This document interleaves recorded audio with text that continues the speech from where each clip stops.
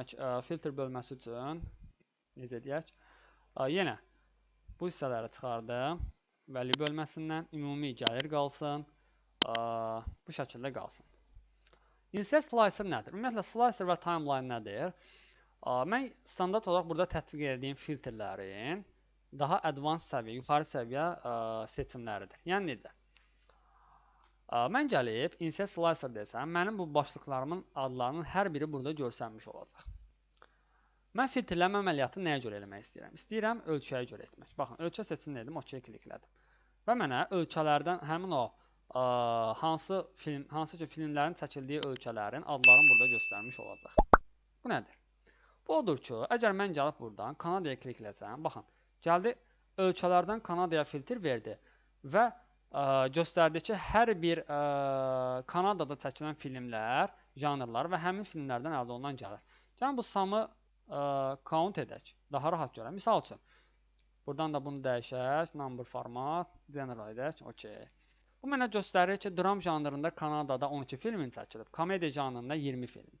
Danimarka desəm, bunu göstərəcək, dram janrında 5 filmin çəkilibdir. Əgər mən gəlib bunu dəyişib, Norveç desəm, bu mənə göstərəcək ki, komediya janrında Norveçdə 3 film, crime janrında isə, cinayət filmi isə 1 ədəd çəkilib. Aydındır, mükəmməl şəkildə daha advanced səviyyə filtrlərimi buradan tətbiq edə bilərəm. Sonra gəldik nə? Əgər mən diqqətlə baxsam, görürəm ki, burada yalnız bir seçim seçmək olar. Yəni, birdən çox seçim etmək olmur. Əgər mən birdən çox seçim etmək istəsəm, baxın, burada multiply selection deyilən bir hissə var. Yəni, birdən multi seçim. Bu hissəyə kliklədim. Artıq bir neçə seçimimi eyni zamanda tətbiq edə bilərəm. Belçika, Braziliya, Kanada və Kolumbiyada çəkilən filmlərdir ki, hər birinin, belə deyək, hər biri üçün burada ümumi cəmi göstərib. Filtrdən azad eləmək üçün burada clear filter deyə bir seçim var. Bu hissəyə klikləmiş olaram. İndi gəldik nəyə? Slicer'ın içərisində, baxın, özünün ayrıca options deyə bir seçim var. Daxil olanlar burada bir neçə seçim var. Baxaq indi bu nədir?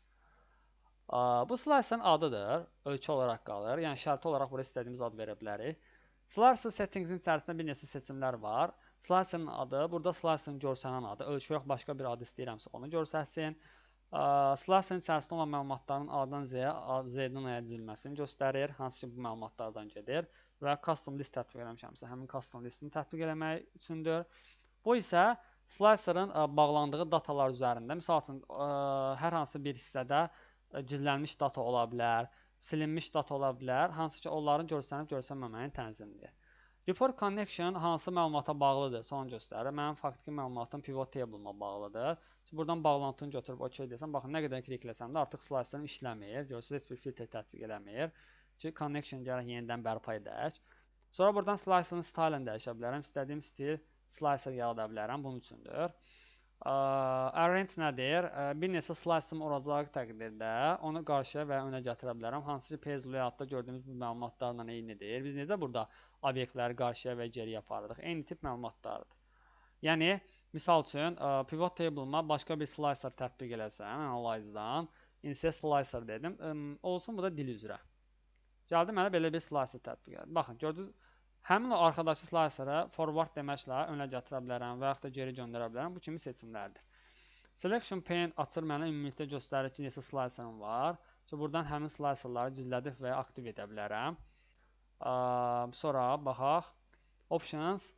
Align slicer'larımın soldan, sağdan, yuxarıdan, aşağıdan, horizontal və vertikal şəkildə belə deyək, simmetriyasını göstərir. Misal üçün, əgər mən align bölməsindən hər ikisini bir yerdə seçirəm, kontrol sıxdım, align-dan desəm ki, sağdan hər ikisində simmetrik şəkildə yəni düz gördünüz, sağdan hər ikisi də üst-üstə düşmüş olacaq.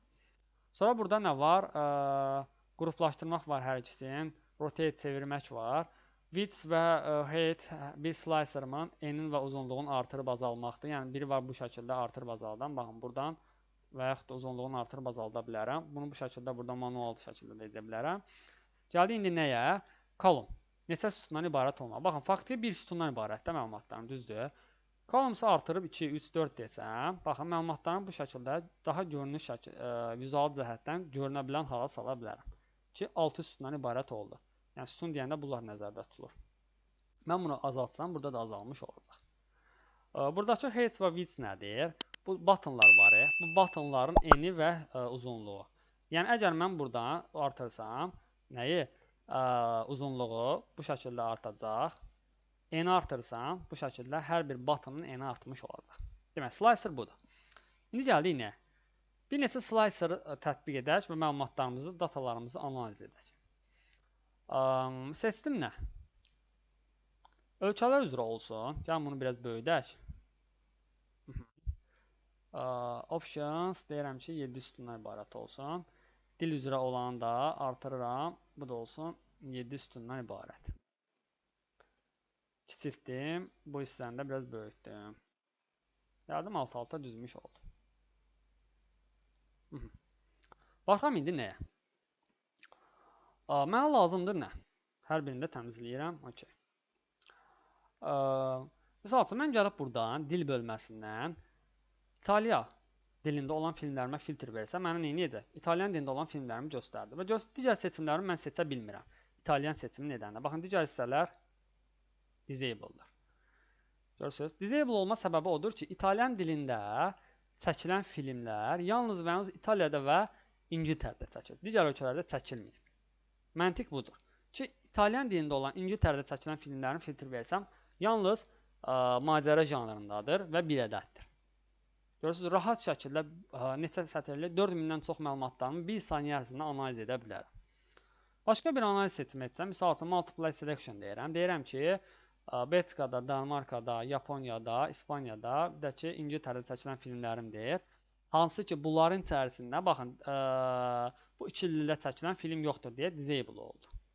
Deyirəm ki, bunların içərisindən alman dilində olanları mənə göstər, neçə filmdir və çex dilində olanları. Yəni, bunda multiply selection edək. Alman və çex. Bu mənə göstərir ki, alman və çex dilində olan həmin seçdiyim məlumatların içərisində olanlar bunlardır.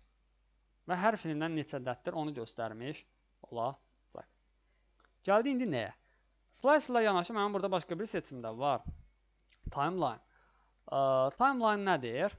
Adı üstündə vaxt xətti yalnız və yalnız tarix tipli məlumatlarıma tətbiq edə bilərəm. Yəni, mən standartda insert slicer deyəndə bütün məlumatlarım burada görsənirdirsə, timeline deyəndə yalnız və yalnız hansı datam tarix formatındadırsa, həmin buraxılış ilində bir dənə tarix formatında onu göstərmiş oldu.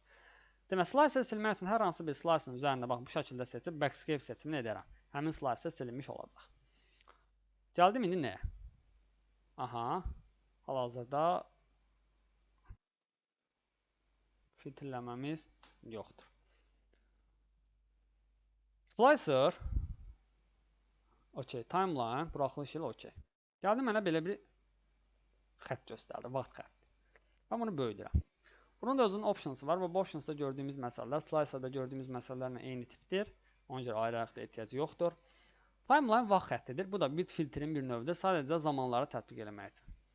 Burada mənə göstərir ki, filtrləməni hansı formada etmək istəyirsən. Aylara görə, illərə görə, rüblərə görə, yoxsa günlərə görə. Baxın, il seçdim və mənə bütün illərimi burada göstərmiş oldu. Mənə lazımdır nə?